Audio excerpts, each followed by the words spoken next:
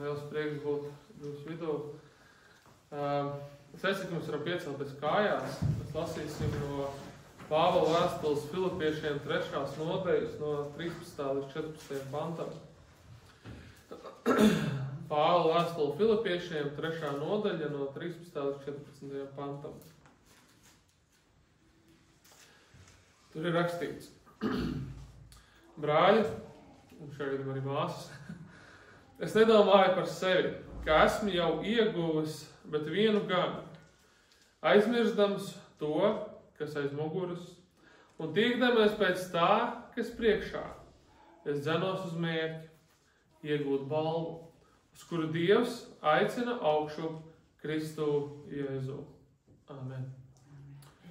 Paldies Tev, Kungs, par to, ka mēs varam lasīt Tavu vārdu. Paldies Tev par to, ka mēs viņu varam studēt, par to, ka mēs viņu varam mācīties. Un es lūdzu, Kungs, svētījumu vada arī tā, kad mēs viņu pārdomāsim. Lieto mani, sludinot to, tāpat arī mums ikvienu klausoties, ka mēs saņemam to, ko Tu šodien gribi mums katram dot. Un es lūdzu svētījumu un palīdz, kad mēs neapaliekam tikai vārdu klausītāji, bet arī ejam uz to, ka mēs to pielietojam savās dzīvēs. Lai tādējādi Tev pagodinātu, tādējādi vairāk Tev tuvotos un tādējādi Tu vairāk arī varētu darboties caur mums. Tev es pasakos un lūdzu Tavu dēlu Jēzus Kristus vārdā. Amen. Vārdu droši apsēsties.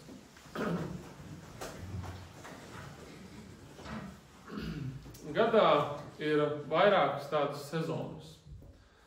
Ir sezona, kas parasti ir tāds pavasaris, kad mēs gaidām vasaru, noslēdzam kaut kādus ziemas darbus, noslēdzam varbūt kaut kādas skolas, tad ir vasara, brīvlaiks, kādiem lielās atpūtas, kādiem tas tieši ir otrais lielākais smagais darbs, visu augu jāravē, jācīnās, jādara, un tad nāk tas rudens periods, rudens ziemas periods, kad atkal gatavojas gada noslēgumam. Un viens no tādiem, manuprāt, no tādiem lielākiem vai mazākiem, bet ir tāds robežu punkts ir tieši šodien, 31. augusts. Tas ir tieši robežu punkts starp vasaru un rudeni, kādiem jau rītdien būs jādodas uz skolu, kādiem tas būs pirmā skolas diena, kādam būs pēdējā, kādam tā būs kārtējā.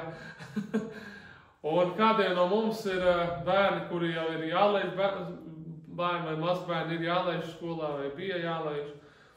Ir tāds pārējais posms, ka mēs katrs tā kā gatavojamies jau tā teikt nākamajai sezonai.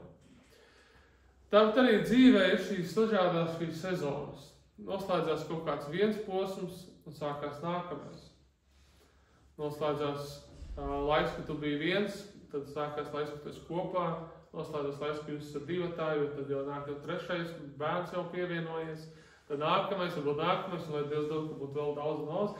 Un tad noslēdzās tas periods, jo bērni ir izauguši, izlaistas ārā no mājas, tad sākot nākamais periods, kāds tā teikt, divi vai kā kuram tā dzīve vēl pavēršās. Un tad nāk tas prieka tālākais periods, kad jārūpēs par mazbērniem un tā tālāk. Un dzīvē katru reizi ir kaut kādas sezonas. Bet vai esat ievērojuši arī to, ka draudzē ir dažādas sezonas? Draudzē arī mainās laiki. Un šobrīd arī, un arī varētu teikt šodien un nākamsvētdien noslēdzās šeit draudzē viens posms. Jums noslēdzās posms, ka jums nebija mācītāji. Un jums būs tagad no septembra vidus draudzē būs jauns mācītājs. Un tas arī ir posms, kas noslēdzās. Un sākās jauns posms. Un līdz ar to visos šajos posmos ir kaut kādas lietas, kuras mēs ieraugām. Un ir kaut kādas lietas, kuras caur šīm mēs varētu mācīties un arī šodien par tām pārdomājot. Jo Dievs mūs aicina pateikties par to, kas ir bijis, dzīvot gudri tajā, kurā tu esi, un iet ticībā uz priekšu, uz savu mērķi. 3 lietas. Pateikties par to, kur tu esi bijis, dzīvot gudri tajā, kurā tu esi, un ticībā iet uz priekšu uz savu mērķi. Pāvils sāk savu teikumu, šo raksturvietu. Es nedomāju par sevi, ka esmu jau ieguvis, bet vienu gan. aizmirstams to, kas aiz muguras. Tas nenozīmē vienkārši ignorēt kaut ko. Tas nenozīmē, tā teikt, pēkšņi atmiņas zudums, es aizmirstu visu, ko esmu darījis, savu dzīves pieredzi, savu dzīves mācības, visu aizmirstu, visu es tagad skatos tikai uz priekšu, kā pilnībā jauns piedzimis naivs bērns. Nē. Tas, ka ļauj to, tas runā vairāk par to, ka mūsu pagātne netur mūsu gūstā. Un īpaši skatoties uz Pāvilu, ir ļoti interesanti, ka viņš tieši piemin šos vārdus. Jo parasti, kas ir tās lietas, kas mūs tur gūstā? Vai ir kaut kas labs? Tu esi sasniedzis, pieņemsim, jaunībā, tu esi bijis tur pasaules līmeņa, tur mega basketbolists vai futbolists vienalga. Tu esi kaut ko dzīvē sasniedzis. Un visa tava nāva dzīve, skatoties uz priekšu, ir atskats uz to periodu, kad tu kaut ko biji sasniedzis. Un tu dzīvē neesi ticis uz priekšu. Tu tikai atskatījies to, jā, tas bija tas posms. Tas bija tas posms. Es kādreiz satikuši tādus cilvēkus. Viņi reizēm tikai runā par to. Un kādi cilvēki, kas ir izgājuši arī lielām traģēdijām, tāpat ir. Cilvēki, kas izgājuši karam cauri vai smagām grūtībām cauri, arī viņi bieži vien iesprūst tajā posmā un neiet savā dzīvē uz priekšu. Un interesanti ir tieši šie Pāvila vārdi. Jo no visiem mācekļiem viņš ir tas, kurš varētu iesprūst abos divos grāvjos. Viņš bija tas, kurš vajāja Kristus draudzi. Tā būtu viņa nožēla. Viņš varētu visu dzīvi būt tajā nožēlā, palikt tajā, es nekas neesmu, man neko nevajag, es priecājos, ka es vispār, tā teikt, varu nākt uz baznīcu un lieciet man mieru. Un tad no otras puses viņš ir viens no lielākajiem un ietekmīgākajiem apostoļiem, kurš ir gājis un dibinājis entās draudzes, kur Dievs ir darījis brīnumu lietas caur viņu rokām, caur viņu darbiem. Un viņš tagad saka, aizmirstams abas divas lietas. Ka tās abas divas lietas nenodefinē to, kas es esmu. Ne manas lielās uzvaras, ne mani zaudējumi. Nenodefinē to, kas es esmu. Vai kur es eju. Līdz ar to mēs pasakamies Dievam par žēlastību, par viņa darbiem, par viņa mācībām un svētībām, ko viņš ir devis mūsu dzīvēs. Mūsu lietām, kā mēs esam gājuši cauri grūtībām, rūgtumiem, sāpēm, izaicinājumiem, reizēm pašu grēku dēļ, kur mēs esam aizgājuši, un Dievs mūs vedis ir ārā. Un tāpat laikā mēs varam būt pateicīgi par lielām uzvarām, ko Dievs ir dāvājis. Bet neviena no šīm lietām nav tā, kas nodefinē to, kas mēs esam.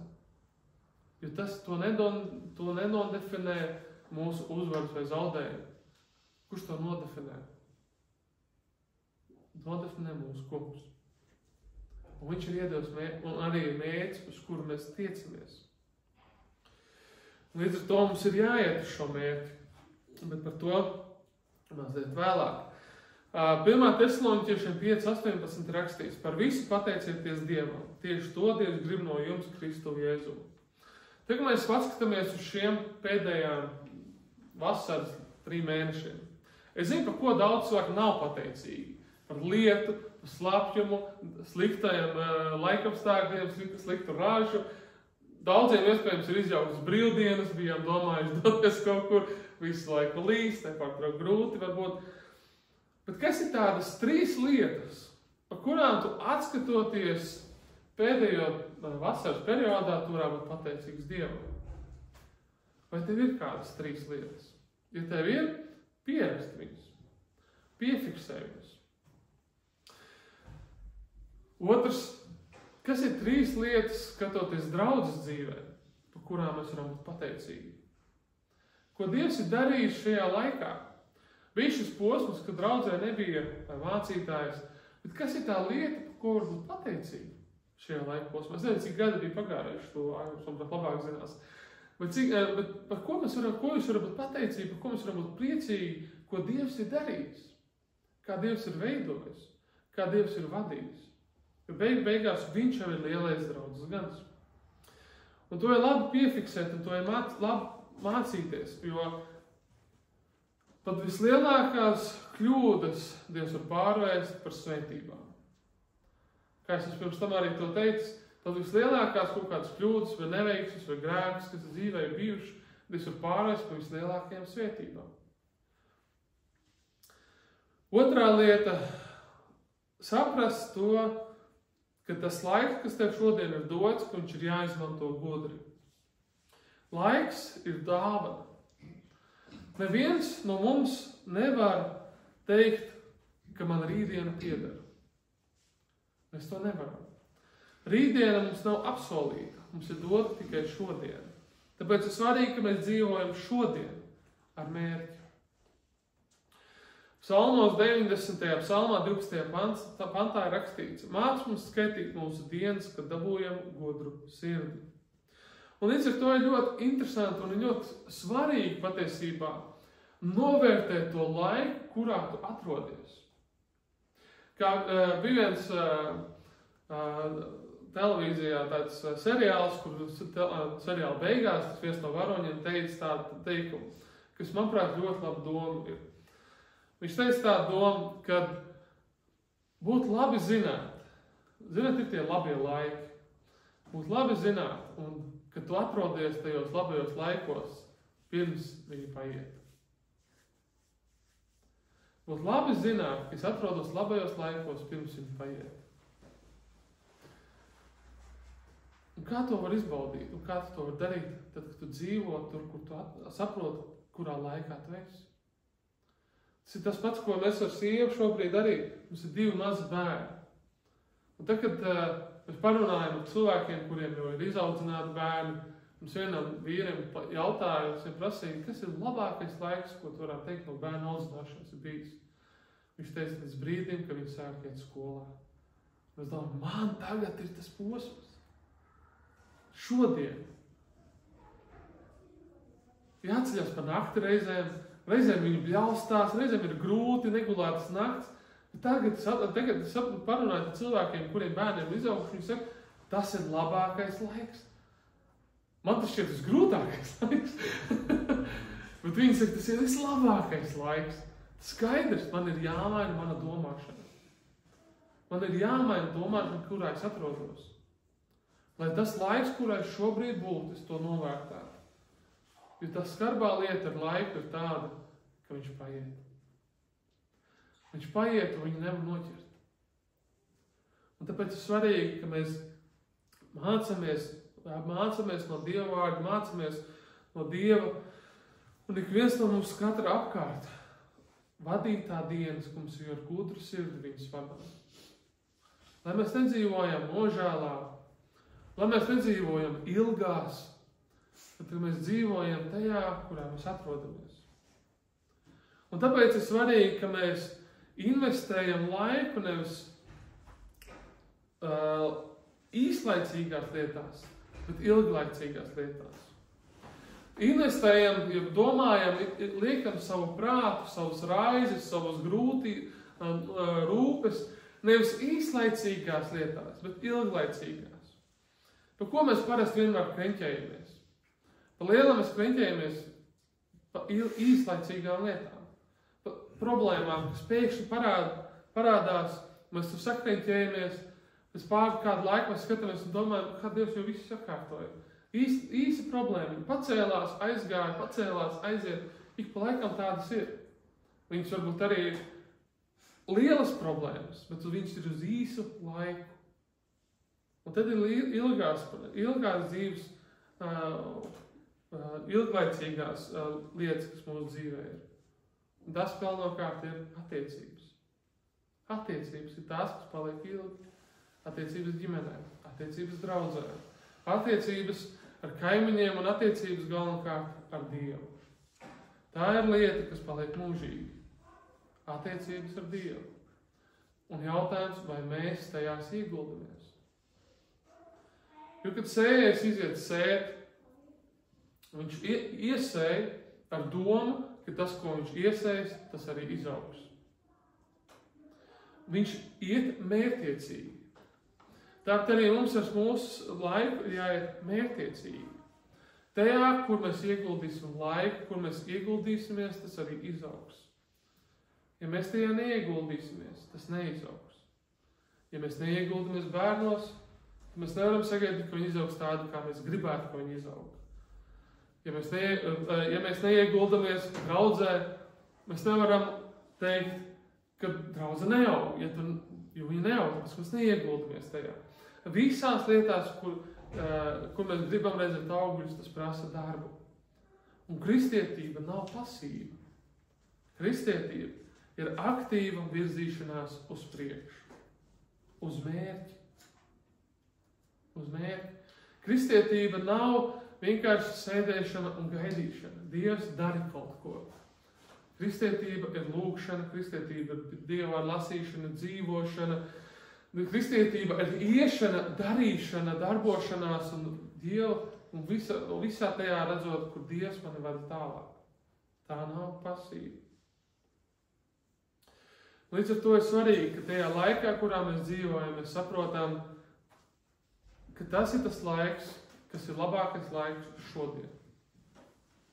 Tad, kad tu atskatīsies, toreiz iet ar pateicību, ka tu esi darījis ar to, ko tu varēji darīt. Nevis atskatīties un domāt, Dievs, piedod, kad es nedarīju. Piedod, ka tas. Bet vairāk būt ar pateicību, paldies Dievs, par to. Un pēdējais, ticībā iet uz priekšu. Kad Dievs mūs neaicina iestrēt pagātnē, bet skatīties uz priekšu, kas priekšā. Iesajas grāmatā 43, 18-19. Nepieminiet bijušo un nedomājiet par pagājušo. Redzi, es visu darīšu jaunu. Ticība nav skatīšanās uz atpakaļ. Ticība pēc definīcijas ir skatīšanās uz priekšu. Ticība pēc definīcijas ir skatīties uz priekšu, ko tu vēl neredzi. Nevis skatīties uz atpakaļ, ko tu esi piedzīvojis. Dieva plāns nav aiz muguras. Dieva plāns ir priekšā. Un līdz ar to ir svarīgi, ka neiesprūstam kādā vienā vietā, vienā notikumā, kas mums neļauj iet uz priekšu. Bet ir svarīgi ticībā iet uz turieni, kur Dievs vada. Un reizēm tas ir tas lielais nezināmais. Bet ir tas solis. Es eju, jo Dievs tu vada. Un Vāvela piemērs ir ļoti skaists, ka viņš dzenās uz mērķi, lai satvertu Dieva aicinājumu. Mēs zinām gala mērķi. Mēs zinām, uz kuriem mēs ejam. Mēs ejam uz Dieva balvu mūžīgo dzīvību. Mēs zinām ceļu uz turieni, kā aiziet. Mēs zinām, ka tas ir caur Jēzu Kristu. Ka mēs ticībā viņam, ejot paklausībā viņam. Bet pats tas, kā mēs aiziesim, katram mums ir savādāks. Katram mums ir savs dzīves ceļš, savs ticības ceļš. Un līdz ar to ir svarīgi, ka tas, kad mēs ejam šo ceļu, mēs ejam viņa vadībā. Ticībā uz priekšu. Un draudzē tas arī ir svarīgi. Jums sākās jauns posms, kur atkal vajag jaunu paļaušanos uz Dievu. Sāksies jauni izaicinājumi, jaunas grūtības. Tā kā sāk domāt, ka kad sākās rosība, tad sākās arī problēmas. Un tas ir labi. Ja nav problēma, nav rosība. Bet, ja nav rosības, nav problēma. Bet, ja ir problēma, tas ir ļoti labi. Kāpēc? Jo tajā brīdī sāk izdzīvot, ko nozīmē būt kristietim. Ko nozīmē piedot, ko nozīmē nožēlot, ko nozīmē nebūt lepnam, ko nozīmē sakot Dievs, kā lūgt uz ceļiem, Dievs palīdz, es tiešām nezinu, kas tālāk ir jādara. Bet tu ticībā lūdz, Dievs vadi mani. Tāpēc, ka tu kusties, tu darbojies. Un līdz ko tu kusties un darbojies, tas ceļ augšā kaut kādas nezāles, kaut kādus grunti, bet tu mācies ar to tik galā. Un tā ir kristietība.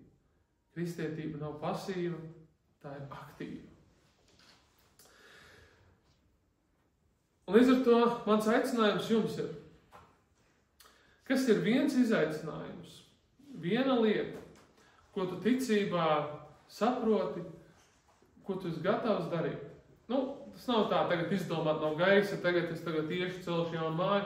Nē, bet kaut ko tu saproti, kas ir tas, ko tu arī draudzē, vai tu jau kalpojot savā kalpošanas ietvaros, vai nekalpojot, kā tu varētu kalpot, kas ir tas, ko tu ticībā varētu sākt darīt, vai turpināt darīt. Kas būtu tāda kalpošana, vai tavs ticības projekts, vai lūkšana, kaut kas, ko tu saproti, es varētu sākt šo darīt. Kas būtu tas, kā es varētu pienest draudzē šo svētību? Ja tev kaut kā tāda lieta ienāk prātā vai ir doma kaut ko piefiksēt to un lūdz Dievu par to. Varbūt tad, kad Arnis nāks, bieži vien tas mācītāja ienākšana nav viegli. Reizēm ir viegli, reizēm ir grūti, kā kuram gadās. Tas ir kā kurai draudzē. Bet mana tā cerība un lūkšana ir tajā, kad es ticu un es pazīstu Arni, tāpēc man ir liels prieks par to, un es ticu, ka tā būs liela svētība šeit Skrīveros, ka jūs veidojaties kā komanda, kā draudze, kā ģimene, kur jūs viens otram palīdzat. Ka nevis bieži vien sagaida tagad, ka mācītājs nāks, un viņš tā, es ceru, ka šeit tā nav, bet bieži vien draudzēs tā ir, ka viņš tagad visu darīs. Es varu vairs pieņemsim, zupiņu vairs nevārīt. Viņš uzvārīs. Es varu vairs nekurināt. Viņš uzkurinās, viss kārtībā. Es varu vairs to un to. Bieži vien tāda doma ienāk prātā, tā kā atslābums. Nākās sis manā vietā. Bet tieši otrādi, viņš nāk, lai papildinātu, nevis lai aizvietotu. Lai viņš nāk, lai kalpotu, nevis lai viņu tā teikt paverdzinātu, tā muļķīgi izklausās, bet ideju sapratāt. Ka lai draudze augtu, ka viņš ir pievienotā vērtība, ko Dievs sūta, lai draudze augtu. Nevis jūks, uz kuru visu uzmest. Tā, saprotiet to domu.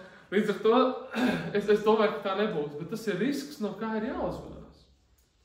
Jo, lai nav tāda vilšanās, frustrācija vai tā, nav varbūt tas, ko mēs gaidījām, bet tas ir tas, lai Dievs ir tas, kas vada un veido. Dzīve ir kā grāmata. Viena nodaļa noslēdzās un sākās nākamā. Viena lapas puse pabeidzās, pēc pāršķiram un lasām tālāk. Un Dievs vēlas, kad mēs ejam savās dzīvēs, mēs skatāmies uz mērķi, kur mēs ejam. Ka tas ir tas mērķis, uz kuriem mēs dodamies. Un tas ir tas abrīnojamies, ko es skatos uz Pāvila dzīvi. Viņš to nevienā brīdī nepazaudēja. Viņš nekļuva lepns savu panākumu dēļ. Viņš nekļuva, tā teikt, pārliekami pazemīgs, ir nospiests vai samīcīts no tā, kāds viņš bija pirms viņš atgriezās pie Kristus. Viņš atgriezās, saprata savu to, ko Dievs viņam vada. Viņš saprata, uz kurien viņš iet, un viņš uz turien gāja. Un viņa vārdi, nevis tas, ka es jau to būtu sasniedzis. Jau parādīja viņu to pazemību, ka viņš apzinās, viņš jau vēl tur nav. Bet viņš uz turien dodās. Tas pats arī mums. Mēs vēl tur neesam. Mūsu dzīves ceļš vēl ir priekšā. Un tas ir labi, ka viņš ir priekšā. Bet ir svarīgi, ka mēs neiesprūstam pagātnē, bet skatāmies ar pateicību uz priekšu. Ticībā ejam, kur Dievs mūs vada. Un lai Dievs jūs to svētī. Amen. Paldies, kungs, Tev par to, ka mēs varam lasīt Tavu vārdu. Paldies Tev par to, ka mēs varam viņu mācīties. Paldies Tev par to, ka Tu lietoji savus kalpus, vīrus un sievas, kuriem Tu esi atklājis to. Lūdzu, kungs, svētī un vārdu palīdz, ka mēs arī ejam šo ticības ceļu, skatoties uz priekšu, kungs, nevis skatoties uz pagātni vai iesprūstot kaut kādās pagātnes lietās vai uzvarās vai zaudējumos, kungs, bet tieši otrādi mēs ticībā ejam uz priekšu nākamajam sezonai, kur Tu mūs vadi. Ikvien, gan mūsu personīgajās dzīvēs, skolās, mājās, darbos vai garīgajā dzīvē, un tāpat arī draudze, kungs. Kad draudze pāršķir jaunu lapas pusi savā vēstures grāmatā raksti jaunu ierakstu, kungs. Es lūdzu svētījumu vārdi, kas šeit veidojas draudzi, kas turpina augt, turpina veidoties, kungs, un turpina plaukt, un tu vari lietot Ārli, Ingu, to lietot tik vienu šeit draudzes locekli, kungs, ka draudz var augt un augt un augt un plaukt un būt par gaismu visos Skrieveros un visā Latvijā. To es pasakos un lūdzu tavu dēlu Jēzus Kristus vārdā. Amen.